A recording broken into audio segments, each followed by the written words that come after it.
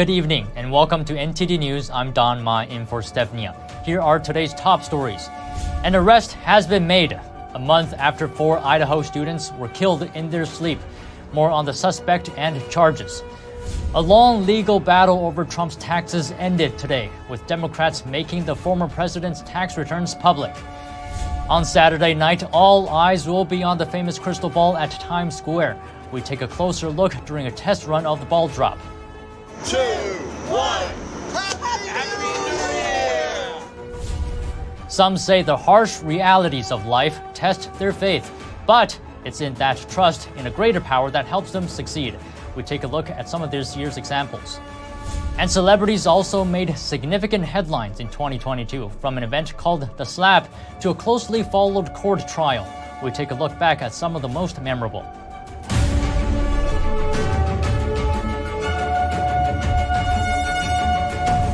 Pennsylvania authorities arrested a suspect in last month's killing of 4 Idaho students.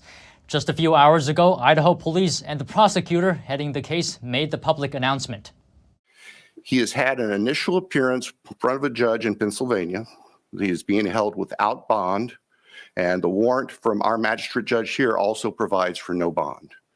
We understand that he's scheduled to be back in court in Pennsylvania next Tuesday afternoon. The prosecutor says the suspect can either be moved to Idaho voluntarily or through an extradition process if he doesn't agree to cross state lines. Police say the arrest was made last night. 28-year-old Brian Kohberger has been charged with killing the 4 Idaho students while they were sleeping. All are first-degree charges. Ending several years of court challenges, former President Trump's tax returns are now public. House Democrats released them today, saying it's their duty to provide a check on the executive branch. Others say it's a violation of privacy and a dangerous new political weapon. NTD's Melina Weisskopf has more details. 2 years after leaving the White House and just a few months into his new run for office, Trump's tax returns are now open for public scrutiny. The Democrat-led House Ways and Means Committee released the past 6 years of Trump's tax returns, revealing that for 4 of those 6 years, Trump reported income losses.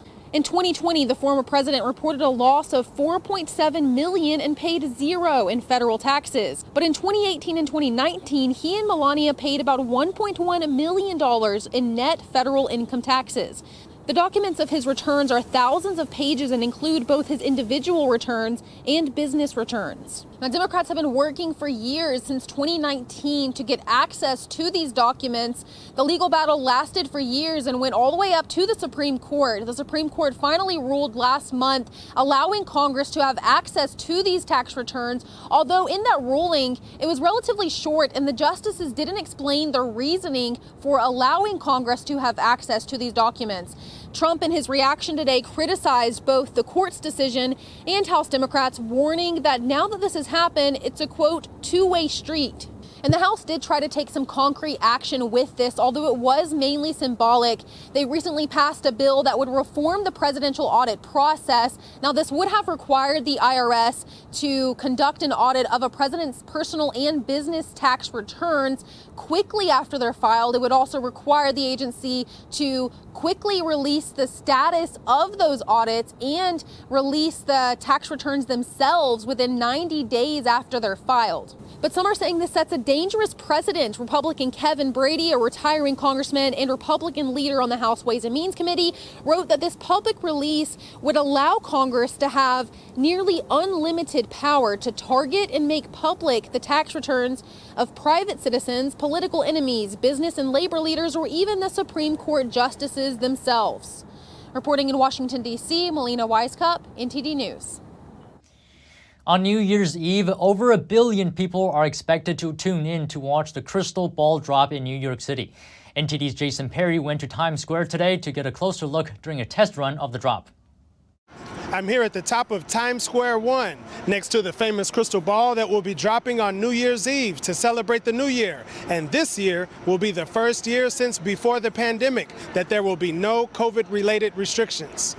There's no other moment like it in the entire world where we're all doing the same thing at the same time, in unison, filled with hope, filled with love for the new year.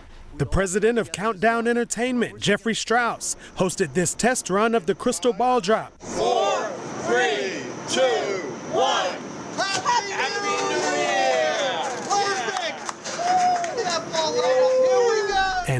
And up the crystal ball goes until it reaches the top of this 130-foot pole. The Times Square ball is 12 feet in diameter. It weighs nearly 6 tons. It's clad in over 2,000 Waterford crystal triangles and over 32,000 LEDs, which create this kaleidoscope of colors, a jewel in the sky above Times Square. And this year, the new pattern on the ball is a gift of love. It's a circle of hearts entwined together, bringing love to family, friends, and community in 2023. But there's a lot more going on behind the scenes than just a flip of a switch on New Year's Eve. We maintain the ball year-round. Paul Alvarado, an electrician, explained they routinely bring the ball up and down to check and make sure the motors work and change out power supplies if there are any outages. And while the ball is going up, there's a team beneath the bright lights. These cords keep the ball lit, and they're connected to power supplies, which are inside of the ball. And we just guide this wire upward so that it don't get caught or snagged on anything, and just, try to keep it in the best shape that we can. This ball dropping event at Times Square has been going on for over 100 years, with the first ball drop happening back in 1907. From all of us at NTD, we wish you a Happy New Year. Jason Perry, NTD News, New York. And this year, we've seen a number of changes that may have some people thinking the world is out of control. Yet some people see it as a sign to hold on to their faith. NTD's Arlene Richards reviews a year of faith. The war in Ukraine, outrage over abortion bans, and protests over COVID-19 mandates. 2022 has been a year of turmoil for many people across the country. How can we solve these problems? What does it take to ensure happiness for all? Many people feel that the only way to get justice is to protest, destroy monuments, and even kill. But others consider problems not as a fight for justice, but as a test of their faith. Washington State football coach Joe Kennedy's faith was tested when he was forced to choose between his faith and his job. That's when I knew that it got real for me. When I became a Christian and I decided, I'm all in 100%, and I was going to go wherever God called me to go. After every football game, Kennedy knelt and prayed at the 50-yard line, but the school district told him to stop, and when he refused, it cost him his job. Kennedy trusted his faith all the way to the Supreme Court. I'm going to give you the glory, God, no matter what. And he won. In June, the Supreme Court ruled 6-3 that Kennedy's prayer was protected by the First Amendment. Belief in God and trusting one's faith is a test that even celebrities faced. On Thursday, actor and film producer Kirk Cameron read his recently published children's book about faith, family, and biblical wisdom at a public library. The Indianapolis Library initially denied him the opportunity, but gave in after Cameron threatened legal action. Cameron said in a social media post, "No more will the family of faith be shut out from the public square." Faith has kept one spiritual group in the public eye for 30 years. Falun Dafa, an ancient spiritual practice in the Buddhist tradition, celebrated its 30th anniversary in May. The practice, which originated in China, has grown in popularity around the world. At the core of Falun Dafa's teachings are its principles: truthfulness, compassion, and forbearance. Practitioners strive to embody these values in their daily thoughts and actions. July 20th marked a different anniversary for the group. For 23 years, Falun Dafa practitioners have peacefully resisted the Chinese Communist Party's persecution of their faith. Former CCP leader Jiang Zemin outlawed the practice in 1999 and initiated a brutal persecution, resulting in the deaths of thousands of practitioners in China. In July, many U.S. officials and government agencies applauded the group's efforts to expose these crimes against humanity. For far too long, the Chinese Communist Party has abused their power and committed egregious human rights violations. Thank you to you for your unimaginable courage in speaking out against the Communist Party of China. Through a commitment to faith, many people have survived their greatest challenges this year. Arlene Richards, NTD News. And we saw numerous viral stories about celebrities in 2022, from Johnny Depp's trial to Kanye West's controversial statements.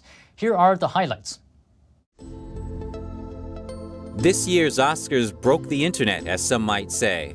More specifically, the event that's been dubbed the slap. It was the moment Will Smith hit Chris Rock on stage, and many viewers weren't sure if it had really just happened. Even in the room itself, there was a sense that everyone had imagined it, which some say helps explain why things went on as normal for a bit.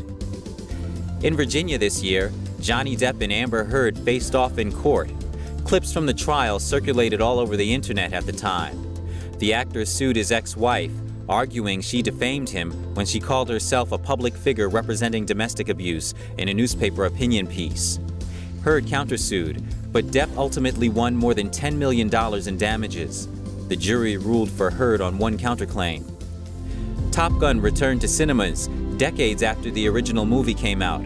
Actor Tom Cruise premiered his hotly anticipated sequel, Top Gun Maverick, returning as the cocky pilot he first played in the 1986 action flick.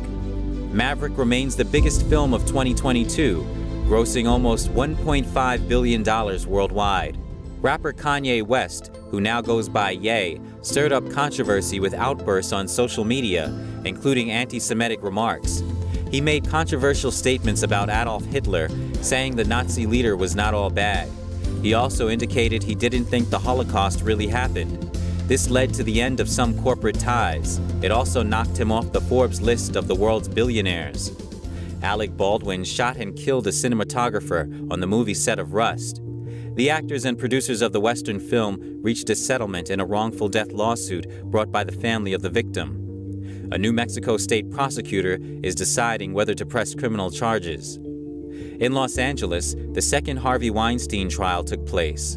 The disgraced Hollywood producer is currently serving a 23-year prison sentence for sex crimes in New York. He faced 11 charges of rape and sexual assault in LA. 4 of those have since been dismissed. He has pleaded not guilty. And finally, just this week, Brazilian soccer legend Pelé passed away. The 3-time World Cup winner lived to be 83 and was one of soccer's most iconic players ever. Reporting by Arian Pastar, NTD News. Taking a break now, but if you have any news tips or feedback for the show, you can email us at evennews@ntd.com. Coming up, an NBA game in Washington creating controversy as the Chinese ambassador was invited to shoot free throws. This as a Chinese fighter jet flew dangerously close to a U.S. military plane. And in sports news, from Tom Brady's temporary retirement to the Brittany Griner saga, 2022 was eventful. NTD's Dave Martin recaps the year. That and more coming up.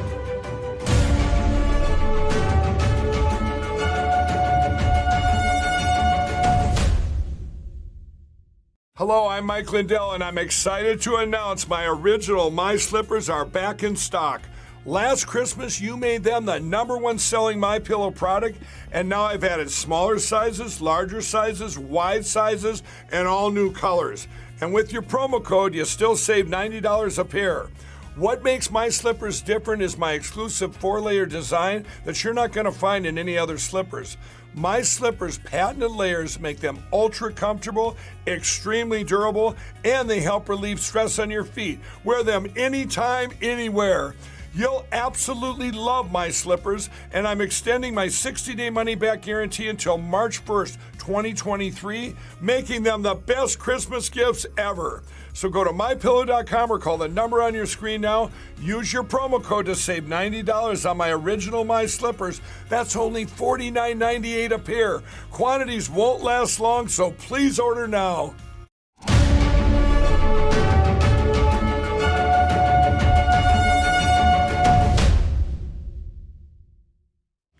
Controversy emerges after the Chinese ambassador is given the spotlight at an NBA game. This as the U.S. and China wrap up a year of bumpy relations, with the Chinese fighter jet recently flying within feet of a U.S. aircraft. NTD's Iris Tao has more. This is just disgusting. Backlash forming over some special treatment the Chinese ambassador got at an NBA game. Invited onto the court, Chinese Ambassador Qin Gang shot free throws at a Washington Wizards game this week. Former NBA player and his Canada Freedom says he's never seen anything like this. NBA literally trying to give a free propaganda to a genocidal regime. It's not the first time the NBA has given the spotlight to the Chinese envoy. In January, the Wizards played a video message from Qin during a game, and the Chinese Foreign Ministry even bragged about getting the airtime. That was the one thing that really was driving me crazy. The biggest dictatorship in the world can control a 100% American-made organization. Speaking with the Epoch Times this month, Freedom says money is pulling the strings. NBA is not the only one. You see Hollywood, you see big techs, you see academias, you see Wall Street. On Friday, the ambassador in the video was announced as China's new foreign minister. He has used strong rhetoric and remarks about Taiwan and Xinjiang, and even described himself as a wolf warrior, a term for an aggressive diplomat.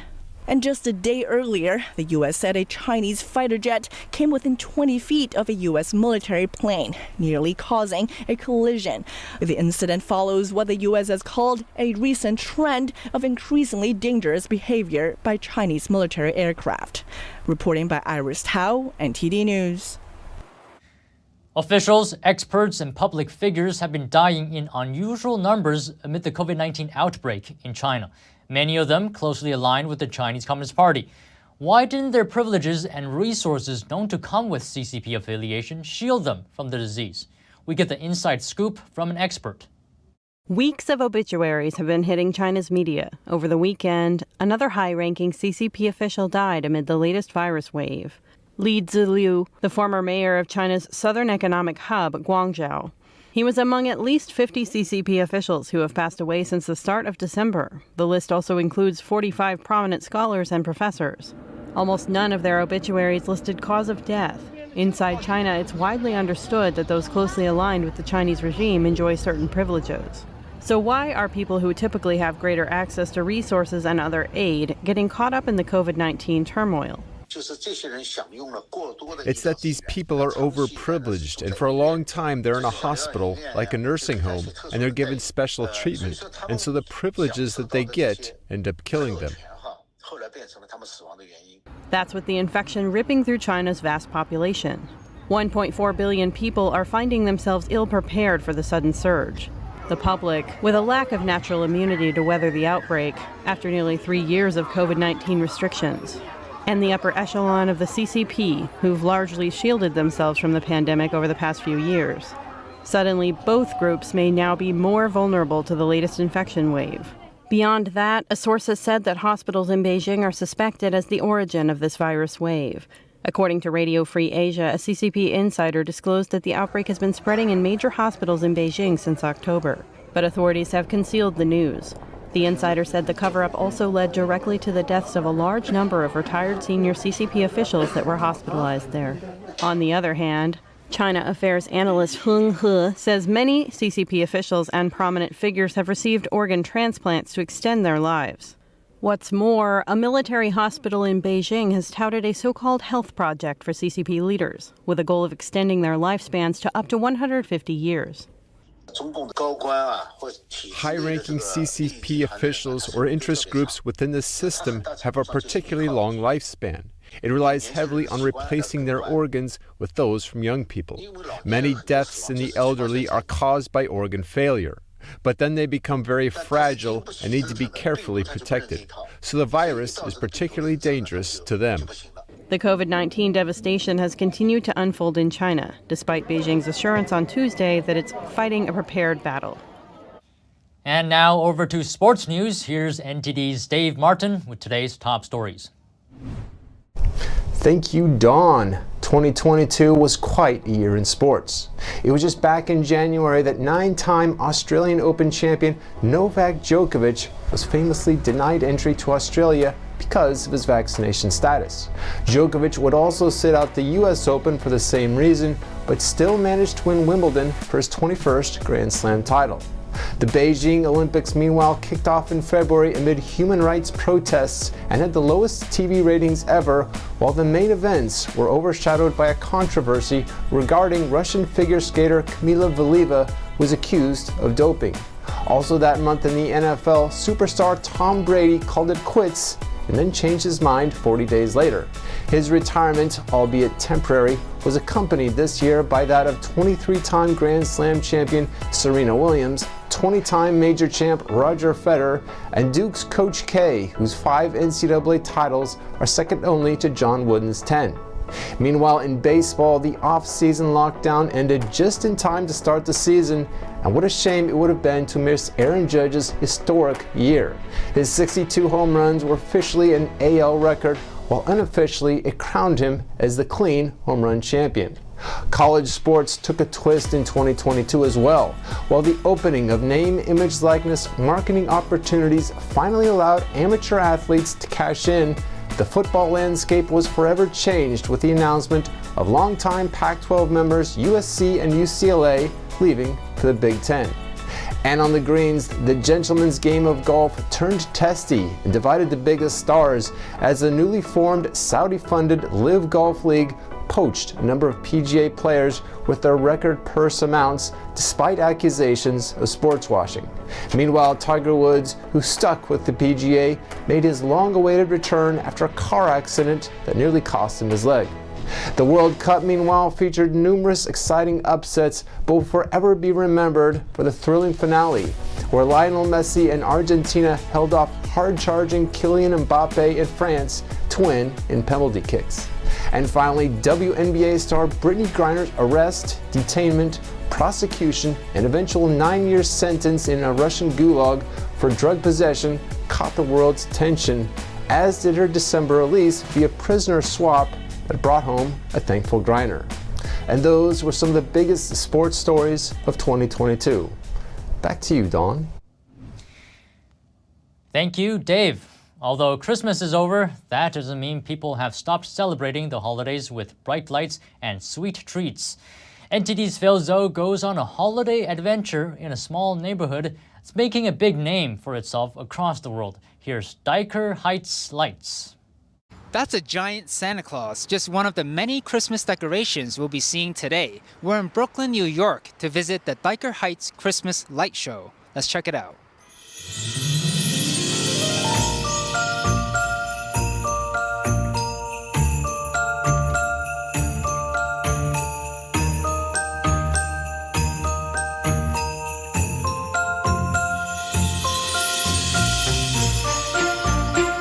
It's incredible. It's amazing. It's more beautiful every year. It's very colorful.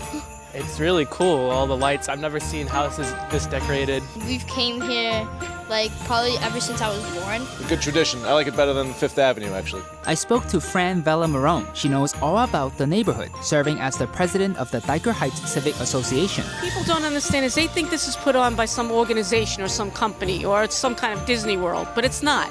It's actually an actual community of people that just put up lights because for the purpose of the season. We want to find a safe place to go to an outdoor kind of a festive thing. How do you hear about it? Online, mostly Instagram. Everybody was saying this was a must-see. More houses I feel like are light up. Yeah, it's more decorated. Some of the decorated houses go beyond just holiday lights. The color green signifies hope and healing, and it's all about Michael. One house is raising money for charity. We literally raised millions of dollars and funded millions of dollars towards research. This beautiful house, it looks like Emerald City in The Wizard of Oz. It's also, the green is the color and symbol of healing and hope. And our hope is we're going to find a cure for this disease in time to save my son Michael. How much have you raised today so far, you think? We're doing good. We're still out here, so we'll see, but we're doing really good. Everyone's so generous this time of year. I feel like I should have came previous years, but honestly, it's fun. One local business, the Knights of Columbus event space, has been struggling since the pandemic, but staying hopeful over the holidays. Over 100 years. This building's been here over 100 years. We don't have that many people coming around anymore to the functions that we have. We're hopeful. It's going to turn around. It's only a matter of time. Other businesses like the Tasty Pastry Shop is thriving. After enjoying the Christmas lights, don't forget your holiday treats like this Italian cannoli. Long lines outside even on cold winter nights. We were looking at the lights, and now we're going to the bakery and for dessert, and then we're gonna go home. The bakery was so busy, I even volunteered to help the owner out. Just try to put out the best product I can, use the best ingredients that I have available, and it works. You gotta love what you do. Anything in life, if you love what you do, put all your heart into it, you'll be successful. The Dyker Heights lights were put up around Thanksgiving, and if you're lucky, you'll still be able to catch them until the end of next week. And have a blessed and happy Christmas and New Year. And Happy New Year to everybody else. Y'all stay safe and healthy. Everyone have a Merry Christmas and a great New Year, and hopefully everyone has a great year. Peace and goodwill to humankind. Happy holidays. Good health for family and for me. That's it. Just happy holidays to everyone. Wishing you all a peaceful, happy New Year. Same. Phil Zhou, NTD News, New York. And that's all for today's news. We wish you and your loved ones a happy new year and great success. And for the last time this year, I'm Don Ma. Good night.